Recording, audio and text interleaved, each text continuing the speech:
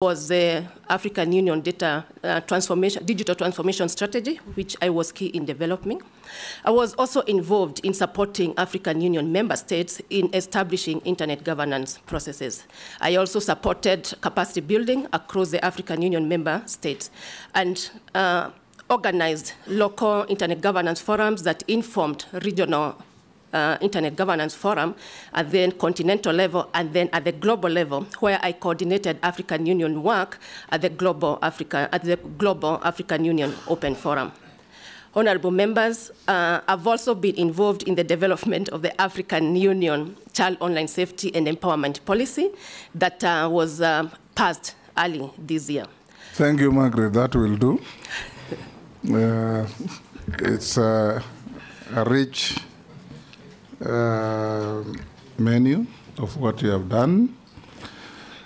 I'll invite members to ask you questions relating to the competence to which you have been proposed.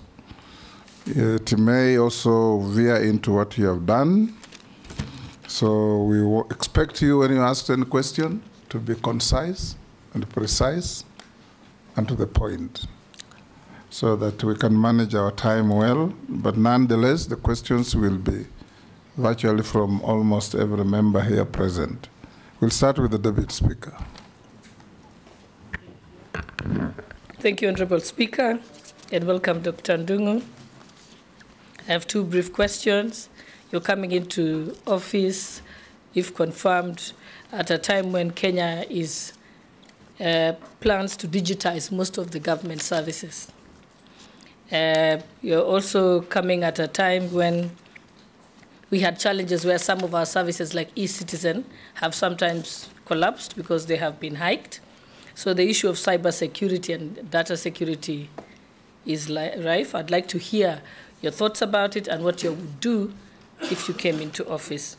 And also the issue of the Cyber Crimes Act of Cap 79 of the laws of Kenya and the Data Protection Act, Cap 411 of the laws of Kenya. They were enacted by Parliament, hoping that they could stop computer misuse, cyberbullying, exposure of personal data, and also incitement, like we saw when we had the protest. What measures would you put in place to fully implement those particular acts of Parliament? Thank you. Margaret, nominee, go ahead. Thank you, Honorable Deputy Speaker, through the Chair. On the issue of government services, the government has digitized most of their system and most of the application to ensure that all citizens across the country are able to get government services from wherever they are. And while this has happened, one of the critical things that we must always remember is the challenge of connectivity in the rural areas. And as part of what the government has done is to ensure there is inclusivity. As if I am appointed or if this committee find it fit to approve my nomination, some of the things I will do is, first of all, to ensure that there is inclusion in the digital space. Then there is the issue of safety and security, which you have said, that we need to work within the existing regulation. There is the Cyber Crime Act that clearly shows our behavior in the digital space, which again is governed also under the international laws. So that is an area that is of focus and which is critical for the sector. Going to your second question is about behavior in the digital space and in particular during the time, protection of the personal data. Some of the measures that I will implement will be, first of all, enabling the right policies and regulations. We have the Data Protection Act, which is being enforced, but probably going by what we went through is consideration of whether it is inclusive enough. Do we need to do more regulations? Do we need to do more consultation? Because it is clear personal data is personal data, and people, our constitution clearly guarantee freedom of expression or freedom of the media, but then also there is the issue of privacy under Article 31. So again, what I will do is to work with all the stakeholders to ensure that we have the right policies, we have the right regulation, but then also they are enforced. And then the cyber security, yes, because that's very important. Right now, Kenya doesn't have one central place where the security of their data. Every ministry works in its own silos, and that's why they can't read into each other. So just say about the cyber security. It was even rumored when we had a power blackout that it was a cyber security attack. Yes, cyber security is a global challenge, not just in Kenya. And the approach will be collaborative, and we are talking of the various stakeholders within the industry and government agencies.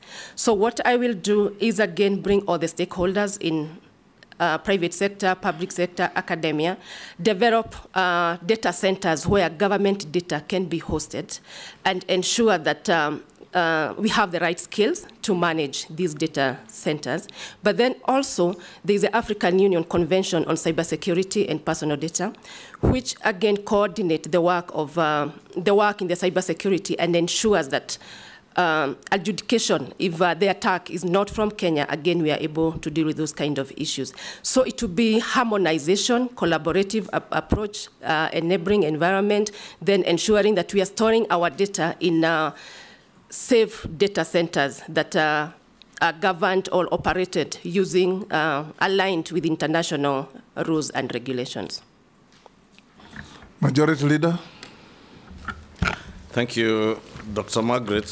From your very rich CV, you have extensive experience working in the private sector and in consultancy. I was just wondering, one, you definitely have interacted with the Kenya Kwanza Manifesto that had a lot to do with the digital superhighway and the establishment of BPOs, the ICT digital hubs that members of parliament will be establishing in their constituencies.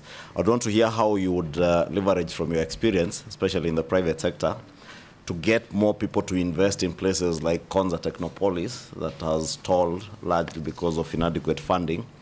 Well, as we have seen in the private sector, a place like Tattoo City, there are BPOs that are coming and setting up and creating employment for thousands of Kenyans.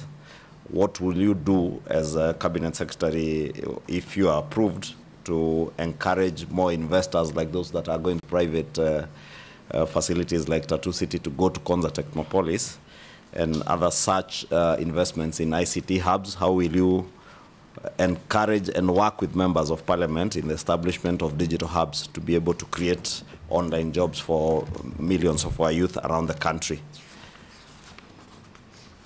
Thank you. That will be all for now. Through the chair. Yes, call me chairman or speaker.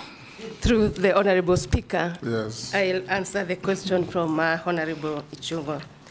Yes, as one of the Kenya Kwanza Manifesto is coming up with the superhighway, the digital superhighway, that is expected to be 100,000 kilometers, and that is being done in collaboration with the private sector. And the question is how we leverage the private sector. And to start with, the design of the cable is 52,000 by the government of Kenya and 48,000 in collaboration with the private sector. So as a ministry or as a government, what we need to do is to create an enabling environment, considering that this superhighway is inter-county, that is moving from one county to the other. So there's the issue of wayleave, is the issue of harmonization of policies from one part to the other. Again, we are saying that this superhighway is supposed to connect people up to the rural areas, and we are talking of 1,450 IHAB at the constituency level. And with that,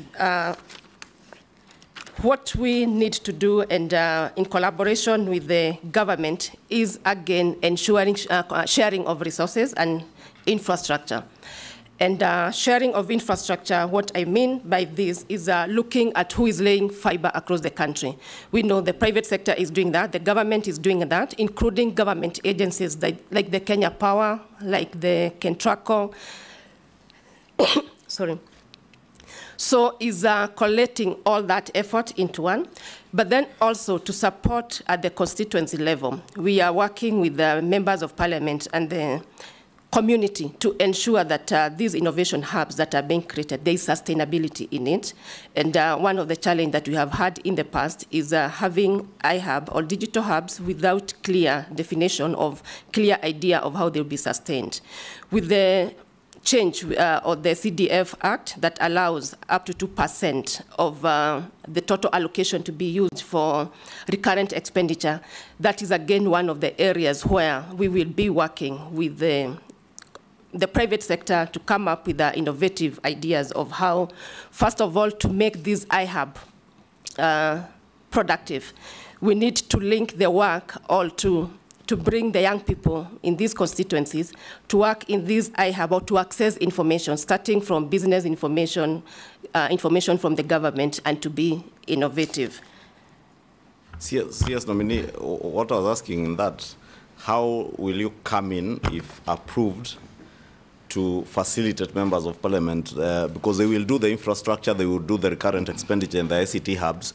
The gap has been where the ministry comes in terms of provision of equipment, the computers, adequate and relevant training for, and having trainers of trainers who will go to the ICT hubs to actualize that program very quickly. That's what I wanted to hear your input. And one more question I'd forgotten.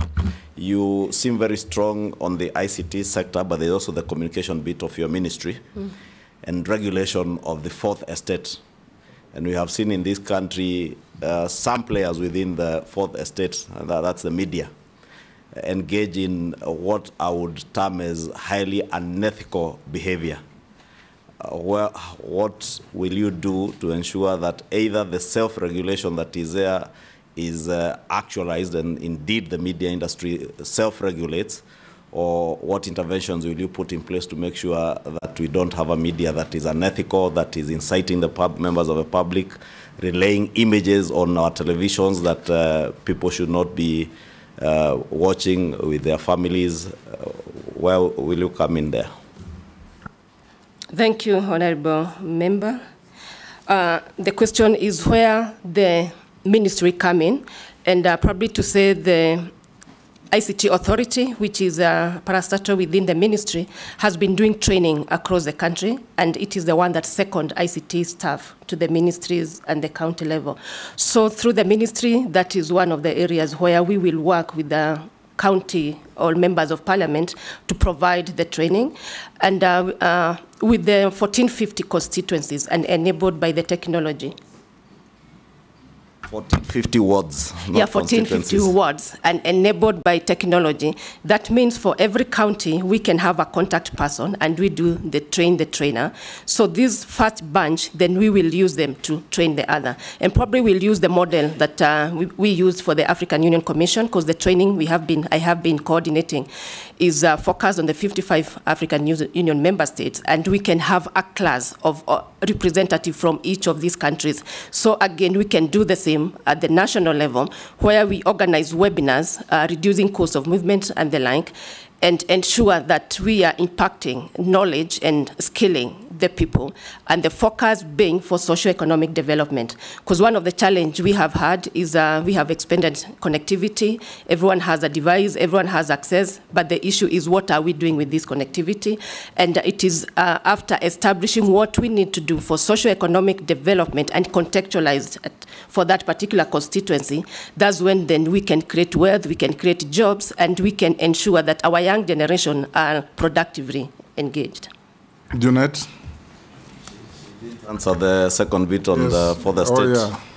Yes, for the second question, Honorable Member, is that, as you said, there is a need for ethical behavior in the way we behave. There are norms and confidence-building measures of, that are guided by our constitutions that our national interest must be first. And the media is regulated by the Media Act that stipulates the code of conduct for the media practitioners and journalists. And enforcement of that is critical, and then accompanied by the Data Protection Act that clearly shows what is private, what is not private. The expectation is self-regulation and self-censorship. But in the event that this does not happen, there are complaint mechanisms through the Media Council of Kenya and through the Media Complaint Commission where this can be followed. But the approach I will take, if approved by this committee, is collaborative approach, that first of all we need to spread national cohesion agenda, that national interest comes first, that the media has a role in terms of crisis, and it should not be seen to be escalating. It should be seen to be creating peace, love, and unity as per our aspiration in the country. Mr. Speaker, sir, I wanted to ask the nominee two issues. One is in this information age, and you know, Kenya remains vulnerable to computer misuse and cyber crimes. But Parliament had enacted Computer Misuse and Cybercrimes Act, Cap 79C, and Data Protection Act 411C, to prevent that risk associated with those. But despite that, despite Parliament enacting those laws, people still experience cyberbullying, exposure of protected personal data, misinformation, disinformation, incitement, hate speech online, and those kind of things. Propaganda, incitement to violence. So what will be your plan to address those challenges? What do you think you can, as a minister, what measures will you put in place to make sure those things are addressed? That's one. The second one is about the media. You know, Article 35 of the Constitution. 34, freedom of the media. Very clear that says freedom and independence of electronic, print, and all other types of media is guaranteed, but does not extend to any expression specified under Article 33, which is very clear. Hate speech, propaganda to war, incitement to violence, advocacy of hatred, such kind of things. And also, the most important one is in the exercise of the right to freedom of expression, every person shall respect the rights and reputation of others. But now, are you going to be the kind of man, how far is your belief in the freedom of media? Are you the kind of person, when you get annoyed, you'll shut down the media and close them down, or break their equipment in the mountains? What is your view on that? Thank you, Honorable Member. Like when someone long time said, when you rattle a snake, if a snake is rattled, what will you do? Thank you, the Honorable Member. I am a strong believer of the freedom of the media, being an information scientist, and also I believe that all the actors, while we have the media should be free, then it is their responsibility to be responsible and accountable. So there is a balancing act, and considering there are rules and regulations guided by the Constitution that defines our responsibilities, but then there are sectoral policies and regulation, starting with the Computer Misuse and Cybercrime Act that clearly stipulate what is considered a crime when you are using digital technologies, and the enforcing mechanism to ensure that everybody is safe and allowed to experience their freedom in the digital space. Again, the other thing of consideration is that international laws recognize cyberspace, and it's guarded by the same laws. So basically, again, is to align ourselves with what is happening internationally, because cyber security, cybercrime, all these issues of cyber hygiene, they are of global nature, and it's not only our country that is having these challenges, it's a global challenge. So again, is to align ourselves with what is happening globally. Again, the Data Protection Act, which again aims at protecting personal data and privacy, and that's another policy that needs to be enabled or to be strengthened to address these kind of challenges. And the other thing we said, self-regulation or self-censorship, or every person, and recognizing that in digital space, you are dealing with masses. So it's about always the media following their code of conduct. Is it the right information? Is it factual? Have they checked the integrity of the information? So those are some of the self-regulations that we'll be pushing as a ministry to ensure that when we are exercising our rights as per the constitutions, we are abiding by the rules at the same time.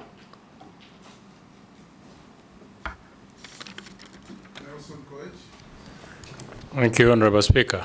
Daktari, there's a place called Mulot in Bomet County.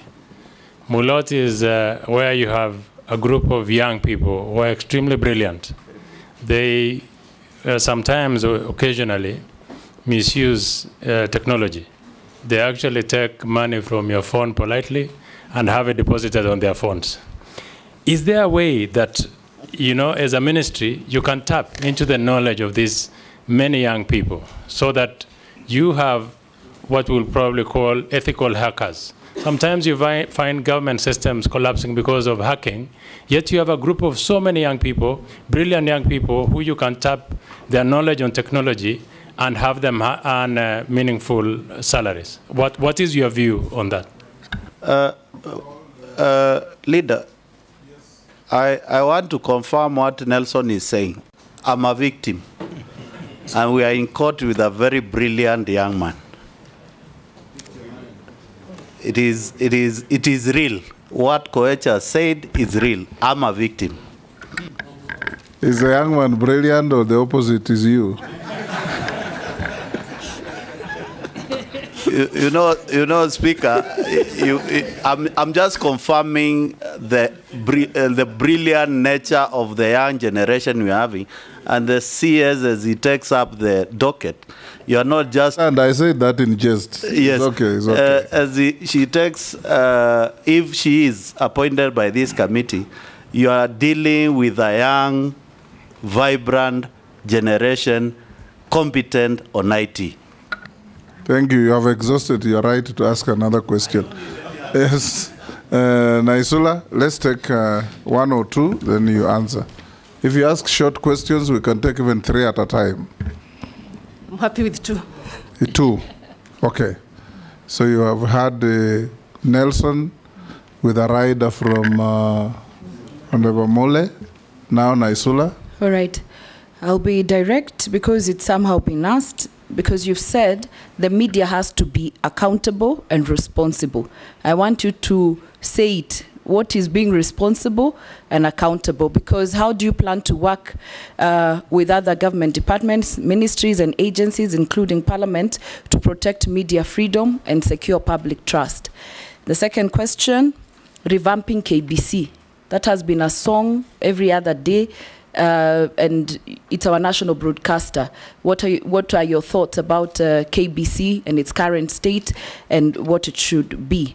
The last one, yes, and I have to declare interest. I worked there for 7 years. Now, the government has also reported that since the beginning of the program on digital jobs, 390,000 youths have been trained, while the government has helped create 139,000 digital jobs for the youth. The problem, Madam Nominee, is that Kenyans have lost trust. You can't verify this information. You know, a leader just says, we've done this, we've done that. What will this ministry, or what will you do to ensure that this data can also be seen and be verified by Kenyans as you communicate your government or the current Kenya Kwanza achievements in a verifiable manner? Nominee, proceed. Thank you, Honorable Members, for the question. And I'll start with the question from the Honorable Member Koech. The issue of young people being very competent, being savvy in technology and using it for the wrong things. And basically, technology was developed to address emerging challenges, but there are other things, the side effects of the technology. And yes, we have seen that we have very competent young people, and we are talking of creating centers of excellence where we can start software development. And the reason I'm saying this is that so far we have been focused on our entry-level skilling, But then we need to move a notch higher and start producing market leaders in software development, in software engineering, that can solve our challenges, but then also be the ethical hackers you mentioned. So that, first of all, our systems are going to be robust, but then also one of the challenges we are having is mass education on cyber hygiene, so that everybody understands their devices and also understand the interconnection of these devices from the device to the internet. What are the layers and what do they need to do? And that's another area that I find that these young people, we can make use of them to offer the training, and that will also be creating the jobs that the Kenya Kwanza government has promised the Kenyans. So in short is that we can harness these skills and ensure that we take advantage of these skills and enlarge to software development and engineering, and also use these young people to train user awareness, because as we move digital, everybody is affected, and we need to have a critical mass of people who are able to follow very clearly their digital prints and be sure of their security as they move along. Then to the Honorable Member Naisura, with regard to KBC, and yes, KBC is a public good that has very good resources that can be harnessed for the development of the country.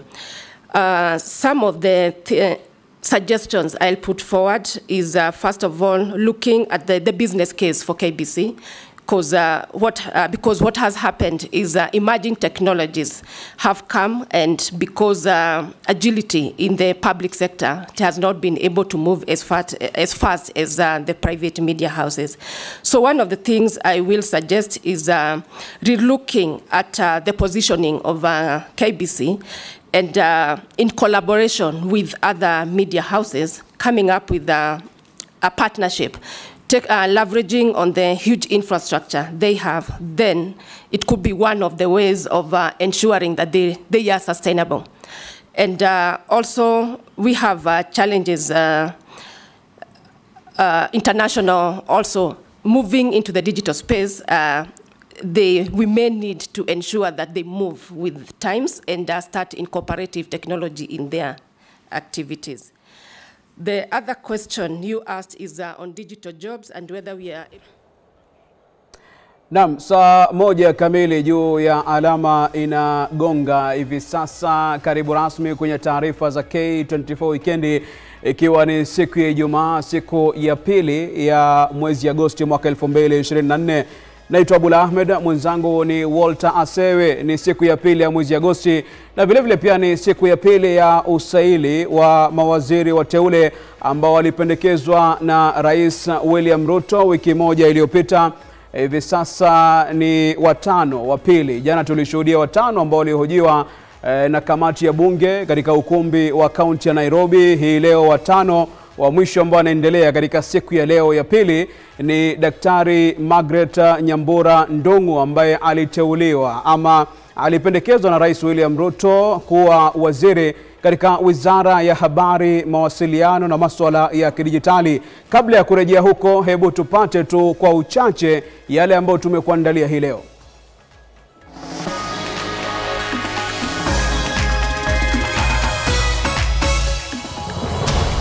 There are people who got illegal